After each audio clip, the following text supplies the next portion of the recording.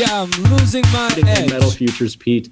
It's been the most active asset class, I would contend, outside of cryptocurrencies. But actually, with that being said, there are some ties between crypto and metals there. So I think a lot of the volatility in one driving the other. Either way, a very important conversation to have here at the start of 2021, because it was a very volatile 2020 for gold, silver, and platinum, the primary metals that we're looking at here today with the small exchange product SPRE futures. And it's looking like it's going to be another volatile year here for metals. It was another volatile just session, but we'll get to recent activity in a second. Pete, for futures traders, correct me if I'm wrong, but the strategy usually is the journey over the destination. I know a lot of people subscribe to this in life, that it's like, and I'm sure you would kind of agree that, you know, like building a birdhouse is better than having the birdhouse, right? Like, and for futures traders, it's like the market's path on any given day, any given hour, honestly, is more important than where it ended up. Am I wrong? No, not at all. I think it's the construction of the task, aka the strategy, that is the challenge. And, you know, I think that you could build a bad birdhouse. Trust me, I've built a lot of bad things first time I built them. Yeah. But just like you do in trading, when, you know, those first couple of strategies, mechanics of management don't hold, or the location, the strategy was flawed, you build them better each time, but you have to. That's the thing, is nobody does this out of the box, and nobody can buy. I mean, can you buy a birdhouse? Sure. Does it work as well or look as good? No. So I think that you're absolutely right. Strategy is the journey over the destination. It's the process that starts everything. So I think that is a very eloquent way to start this discussion. Yeah, absolutely. Because I want to look at something that you and I have looked at before, but maybe viewers are new to these ideas. So I'll take some time to define them, and then use the charts to kind of further illuminate these ideas, which is, you know, active traders are when we talk about being interested in back and forth. And that at the end of the day, it's like one of these terms that doesn't mean anything. But if you are an active trader, you kind of understand that just comes to mean like the up and down of the market. For example, if a market like the S&P 500 or the small stock 75, whatever, if it closed $1 higher or lower, knowing that fact at the end of the day is not really of much interest to an active trader, because they're more interested in, well, was it down a bunch on its way to closing higher on the day? Right. That's intriguing. And that's what we're looking at here is in 2020, the metals product SPRE, it closed the year about $18 higher, which is $1,800, which if you were long from, you know, January 1st until the end of the year, that's a nice trade. If you were short, you were out, you know, not that much money, but a good sum there. What we're more interested in is from close to close, every day of 2020, this market here in SPRE covered $191 or $19,000. And that's actually, that number, now that we're here, is kind of, it's helpful in two different ways, which is if you did hold a long position or a short position, this market isn't that big and you were only up or down $1,800 at the end of the year, but at various points you experience $19,000 in movement. That lets you know that those buy and hold investors and everything, there is a lot of volatility in the buy and hold strategy, but more importantly, a lot of missed opportunity. Exactly. More importantly, for today's conversation, Pete, is the missed opportunity. And, you know, we go back to this chart here and you see that if you are, you know, buying or selling and then holding from the start of 2020 to the end of the year, or here at the start of 2021 through the end of the year, you're trading mainly once, and you have to be right. And I know it's intriguing to get, you know, the opinions from Merrill Lynch or from Morgan Stanley, all these different places on where they're guessing the market is going to be by the end of 2021 here. But you're missing just a lot of opportunity by trading once. And you just better hope that, you know, if you're buying metals here in the early part of 2021 and just holding throughout the year, I mean, you're basically making one 50-50 bet Whereas we look at all of this opportunity, like we have here, the $191 versus the $17 here in movement from day to day, week to week, all of this opportunity. That's the journey over destination for us active traders, right? Absolutely. And you know what? I think even with the movement we've seen from the last year, when so often we're looking at the difference being 2 or 3% and considering a 4 or 5% move, a big move.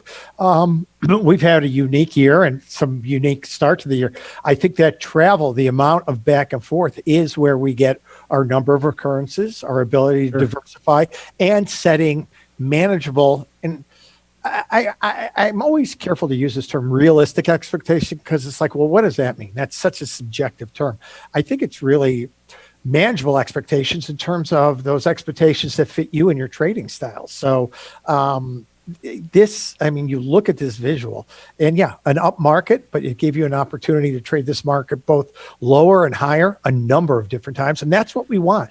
We want that back and forth to empower ourselves. You know what it does too, Frankie, is, and we're finding this out too, when you have mechanics of management that are solid, you smooth out your P&L curve. And that is so important, because honestly, I think you did this too.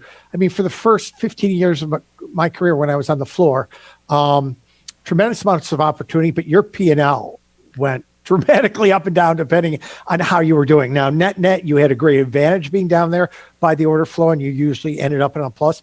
But the swing back and forth, the magnitude of that grew with the size you were trading.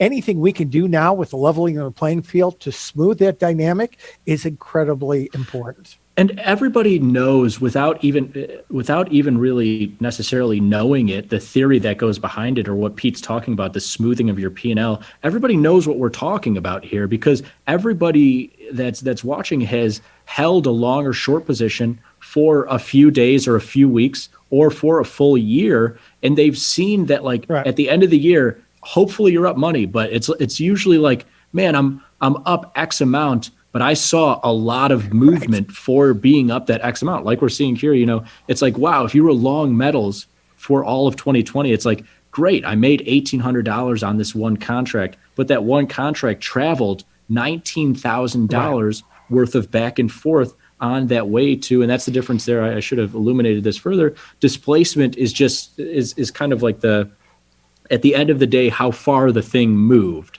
Whereas the distance is how much did it cover on that path there.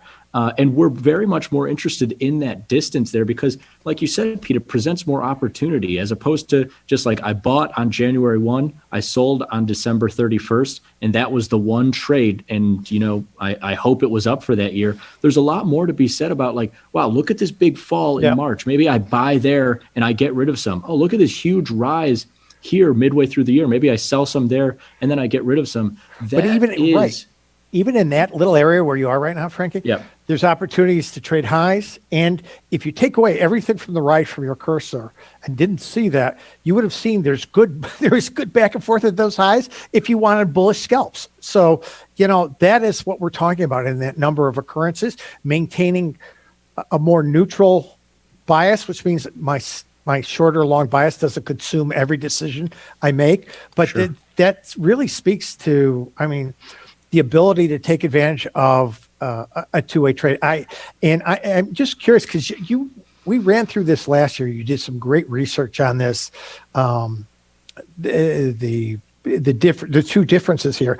And I've got to believe, going back, that these are some of the most dramatic differences between these two metrics that we've seen in a long time. This is a big one. And this is why, you and I advocated for all of 2020 that this metals market holds some of the most opportunity. And this year it might be foreign exchange, it might be metals again. But it is, because this is a big difference here. This is not what you usually see necessarily. You usually see obviously a greater distance covered than displacement at the end of any given time period. But we talked about metals so consistently, Pete, because it was constantly like, oh, metals closed the day up or down $1, but on their path to that up or down $1, they moved $3, $4, $5. And that's where a lot of the opportunity is. Not only opportunity, but like you alluded to there, with the flattening your P&L curve your P&L volatility, that is.